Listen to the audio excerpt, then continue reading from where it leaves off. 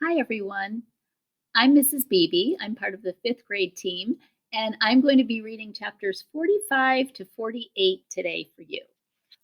So here we go. Chapter 45, The Dead Robots. The gosling floated on the breeze beside his mother as she climbed down the cliffside. Down they went, past ledges and seagulls and tough little trees until they were standing on the rocky shore with the cliffs looming behind them. The gravesite had changed. Roz's crate was gone, lost to weather or waves. Some of the robot parts were gone too. Other parts were gritty with sand or were tangled in seaweed or were inhabited by small scuttling creatures. One smashed torso still had a head and legs attached. Roz and Brightbill huddled around the corpse and studied the mess of tubes spilling out. This thing used to look like you, said Brightbill.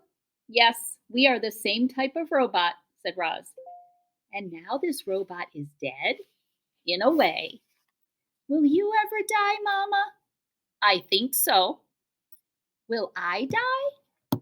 All living things die eventually. The gosling's face scrunched with worry. Brightbill, you are going to live a long and happy life. Roz laid a hand on her son's back. You should not worry about death. The gosling's face relaxed, and then he pointed to a small round shape on the back of the dead robot's head. What's that? He said. Roz leaned in closer. That is a button, which is a knob on a piece of machinery that can be pressed to operate it. Brightbill began pressing the button. Click, click, click. Nothing is happening, he said, probably because this robot is dead. Click, click, click. Mama, do you have a button? Brightbill watched as his mother's head turned all the way around and a small button came into view. You've got one, he said. I never noticed it before. Neither did I, said the robot. The gosling giggled. Oh, Mama, you have so much to learn about yourself. Roz reached for the button on her head, but her hand automatically stopped before she could touch it. She tried with her other hand, but it automatically stopped as well. It seems I cannot press the button, she said. Would you like to try? What will happen? I'm going to share pictures with you. I think that I will shut down, but I think you could simply press the button again to restart me. You think? Squawked Brightbill. What if you're wrong? What if you wake up different? What if you never wake up? Mama, I don't want to shut you down. Roz turned her head back around and saw that Brightbill's face was once again scrunched with worry. She knelt beside him and said, Of course you do not have to shut me down. I am sorry if I scared you. Are you okay? I'm okay. Brightbill sniffled and wiped his eyes, and then he heard splashing. Otters were playing in the ocean. He had never seen otters before. He stared as they swam and dove and sloshed around with one another. They seemed to be having a ridiculous amount of fun, and suddenly the gosling was smiling again. Hello, my name is Brightbill, he shouted over the waves, and this is my mamma. Her name is Roz. The last time those otters had seen Roz, they had thought she was some kind of monster. But since then, they'd heard that she was remarkably friendly and that she'd even adopted an orphan gosling. And so the otters smiled at Roz and Brightbill. Then they swam straight over and splashed onto the rocks. Hello there, said the biggest otter. Nice to meet you both. Actually, Roz, we've met once before, but you might not remember me. My name's Shelley. I do remember you, said the robot, but I am glad to learn your name, Shelley. You know each other? Said the gosling. These otters were the first animals I ever met, said Roz. They were also the first animals who ever ran away from me. Yeah, sorry about that, said Shelley as the other otters sniffed the robot's legs. You know, Brightbill, when we first saw your mom, she was packed in a box and surrounded by soft, squishy stuff. Brightbill's brow furrowed. You wouldn't believe how small she looked, all folded up in there. Brightbill's nose sniffled. We thought she was dead, but when we reached into the box, She came to life and climbed out looking like a sparkling monster. Bright Bill's eyes welled up with tears, and then he felt his mother scoop him up into her arms. "Are you okay?" she whispered in his ear. "I think I've learned enough about robots for today," he whispered back. "I am sorry, Otters," said Roz, "but we really must be going." "I hope I didn't upset the little guy," said Shelley. "I thought he'd like to hear how we first met." "Bright Bill will be fine," said Roz, using a friendly voice, "but we have had a very busy day, and we should go home. It was nice to see you again. Goodbye." Roz turned, and with her long strides, she carried her son away from the gravesite and over to the base of the sea cliffs. "Would you like to sit on my shoulder as I climb?" said the robot. "I feel like flying," said the gosling. "I'll meet you at the top." Brightbill flapped his wings and disappeared into the sky. Roz began scaling the wall. Up she went, expertly negotiating rocky columns and ledges until she hoisted herself onto the cliff top where two young bears were waiting. Chapter 46. The Fight. "Hello, bears. My name is Roz." "Oh, we know who you are," said the sister bear. Her voice dripped with sarcasm. "We're very happy to see you again." "Yeah, we're very happy to see you again," echoed the brother bear. "Why do you always repeat what I say?" said the sister bear to her brother. "It's so annoying." "I was just backing you up." "Let me do the talking." "Fine. You don't have to be so mean about it." The bickering bears were interrupted by the robot's friendliest voice. "With whom do I have the pleasure of speaking?" "How rude of us," said the sister bear. "My name is Nettle, and this is my little brother Thorn." "I'm not little," snapped Thorn under his breath. "It is lovely to meet you both," said Roz, "but I am afraid I really must be going." "And I'm afraid we can't let you do that." Nettle stepped into Roz's path. "My brother and we don't like monsters." "I am not a monster. I am a robot." "Whatever you are, we don't like you," said Thorn. "We hear you've become very comfortable on our island," said Nettle. "Now we're going to make you very uncomfortable." "Yeah, we're going to make you very uncomfortable." "Stop repeating me, Thorn." Poor Roz was in serious trouble. The bears were closing in on her, but she couldn't run, she couldn't hide, and she couldn't fight. The robot didn't know what to do.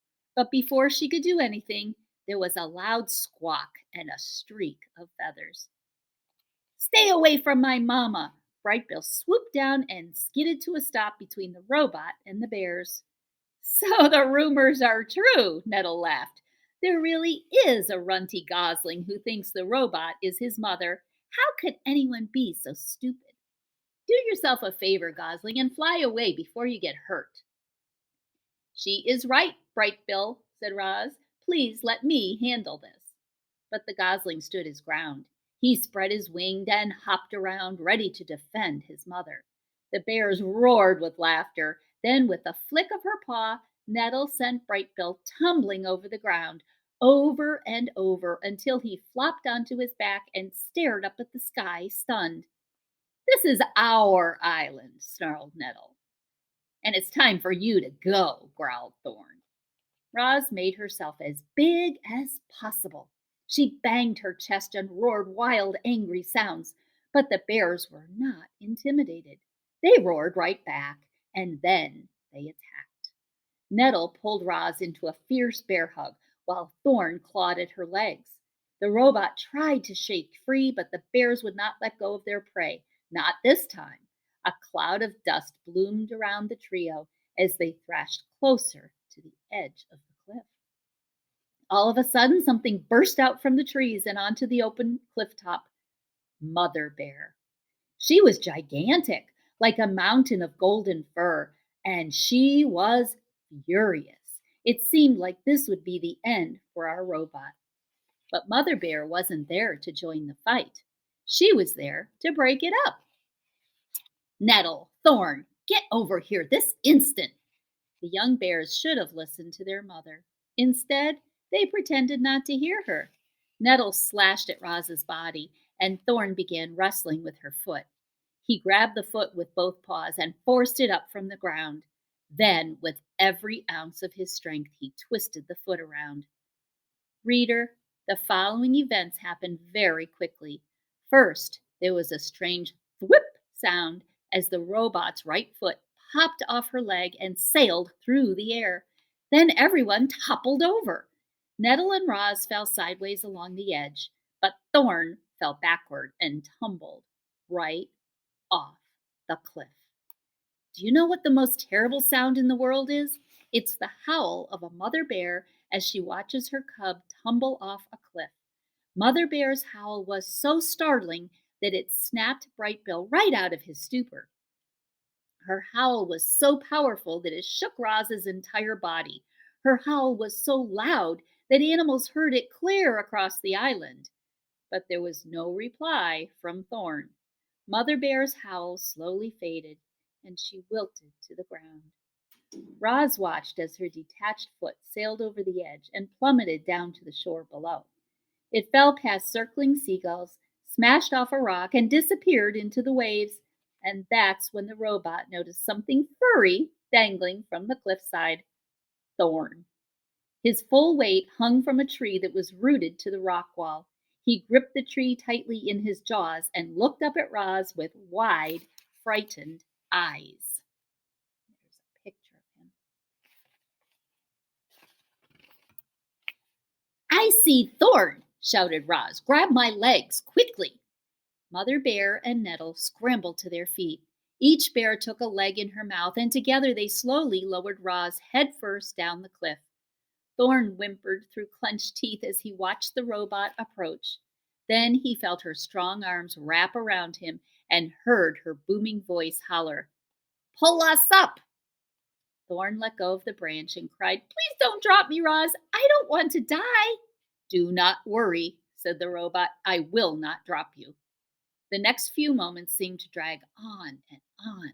Mother Bear and Nettle kept pulling on Roz's legs, and more of the robot slowly came into view until a furry golden head finally appeared, and Thorn leaped into the embrace of his family. Chapter 47, The Parade. "Does it hurt?" Bright Bill touched the smooth surface where his mother's foot used to be. "No, it does not hurt," said Roz, "but it will be difficult for me to walk." The bears huddled behind the gosling and stared at the robot's stump of a leg. Nobody understood how a foot could pop off like that, or how Roz could remain calm. "Roz, I'm sorry my cubs attacked you," said Mother Bear. "Sometimes they're completely out of control." "It is okay. You know how they are at this age."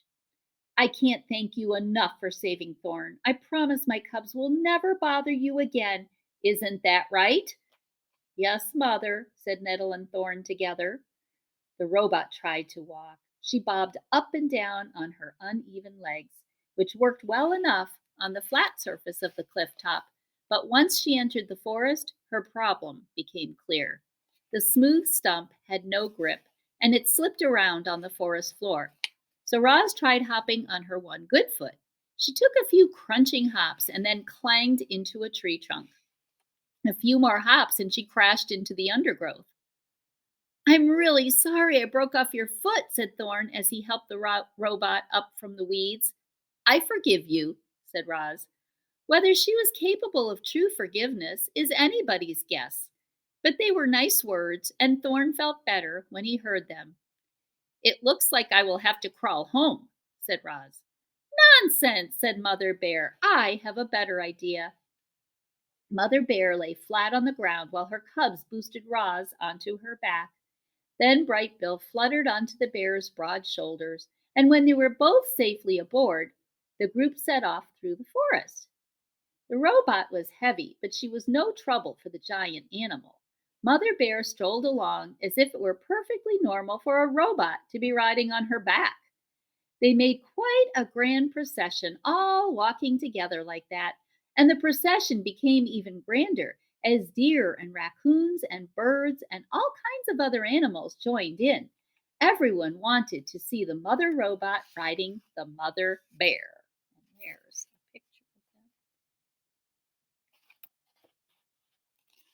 The group wound its way past ancient trees and over rolling meadows and through babbling streams, collecting more and more curious animals as they went. It was the grandest parade of wildlife anyone had ever seen, and leading the way was our robot, Roz. But the parade couldn't last forever.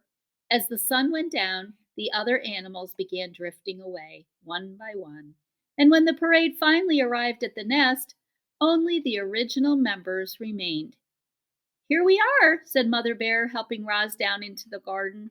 "Now, wasn't that better than crawling all the way home?" "Oh, yes, that was wonderful," said the robot. "I cannot imagine a better ending to this day. Thank you very much." "Yeah, that was amazing," squeaked the gosling. "My friends won't believe me when I tell them I rode across the island on the back of a bear." "I'm glad you enjoyed yourselves." Mother Bear smiled. "It's the least I could do after all the trouble these two caused." Her smile became a frown, and she glared at her cubs, who suddenly took great interest in a pebble on the ground. It was late, and it had been a long, difficult day for everyone. So the bears said goodbye and headed back to their cave. Bright Bill and Roz stood in the garden and watched their new friends lumber away. And then the gosling said, "Mama, do you think you'll ever walk again?" "I am not sure," said the robot, "but I know who to ask for help. Now go get ready for bed." Chapter 48, The New Foot. Mr. Beaver squinted at Roz's stump. "I've never built a foot before." He stroked his whiskers and muttered to himself. "There are really three problems to solve. The foot needs to grip the ground, and it needs to be durable, and then there's the issue of fixing it to the leg. I might have to consult a few friends." "Will she ever walk again?" said Bright Bill. "What's that?" Mr. Beaver was lost in thought. "Oh, not to worry. You just sit back and leave everything to me. I love a challenge." Mr. Beaver plunked into the pond and returned a while later rolling a large section of a tree trunk. "Say hello to your new foot," he said, slapping the wood with his tail. "Hello, new foot," said the robot. "That's the spirit. This beauty is from one of the hardest trees I ever chewed. I just need to make a few modifications." Mr. Beaver placed the piece of wood next to Roz. He squinted, repositioned the piece, and squinted some more. With his claws, he marked different spots on the wood, and then he put his big chompers to work. The beaver chewed and gnawed and carved up that piece of wood, turning it over and over in his paws. Chit Chat looked down from a branch and chattered through the quiet moments. "This reminds me of the time I saw a fox catch a lizard by the tail, and somehow the lizard's tail fell off and he got away. And later I saw that the lizard got a new tail, and now Roz is going to get a new foot, and everything will be fine." The wooden foot took shape, and before long Mr. Beaver was standing beside a beautiful carving that resembled a boot. He tried to slide it over Roz's stump, but the opening was too small. So he scraped out more wood until it was a perfect fit. "Very good," he said, spitting out a wood chip. "My friends should be arriving any minute with the next few things we'll need." And there they are now. "I'd like you to meet Bumpkin, Lumpkin, and Rumpkin, but I call them the Fuzzy Bandits." Three fat raccoons shuffled into the garden, dragging a tangle of vines behind them. "Good day," said Bumpkin. "Good day," said Lumpkin. "Good day," said Rumpkin. You might already know this, reader, but raccoons have very nimble hands. And the Fuzzy Bandits use theirs to skillfully tie those vines around the robot's leg and around her new foot. The vines caught nicely on all the dings and dents and scrapes. Once they were tied good and tight, Mr. Beaver threw back his head and hollered, "Trunk Tap, we could use your assistance." There was silence. And then three quick taps echoed down from the forest canopy. "Ah, that'll be him," said Mr. Beaver, smiling. A very handsome woodpecker swooped into the garden. "You called?" came the woodpecker's musical voice. "Indeed I did. Everyone, this is my woodpecking pal, Trunk Tap. Now, Trunky, we need some tree resin, the really sticky stuff. Can you help us out? Of course I can, said the woodpecker. You've got a perfect pine right here. Trunk Tap hopped over to a crusty old pine tree and pecked a few deep holes in the bark. Thick, syrupy resin began oozing down the trunk. Mr. Beaver scooped up handfuls of the resin and smeared it all over the wooden foot and the vines until everything was glistening with stickiness. And when the resin dried a short time later, Russ's foot was finished. "This is wonderful," said the robot as she strolled around her garden. "I am as good as new." Mr. Beaver and Trunk Tap and the Fuzzy Bandits went away feeling pretty happy with themselves. They'd done a very nice thing, but it was the first wooden foot any of them had ever made. And within a week, the vines were coming undone and the foot was sliding loose. So they returned, determined to get it right. They found even harder wood and even tougher vines. They experimented with resin, heating it by the fire, letting it boil and thicken until it became an indestructible glue. They kept tinkering with their design until finally Roz had herself a wooden foot that she could rely on. Huzzah! Mr. Beaver rapped his knuckles on the new and improved creation. "I knew we'd get it right." Roz moved slower than before, but she had a slight limp, but she was back to her old self again, and that was a relief to everyone, especially Bright Bill. And there she is. Thanks for listening. Bye-bye.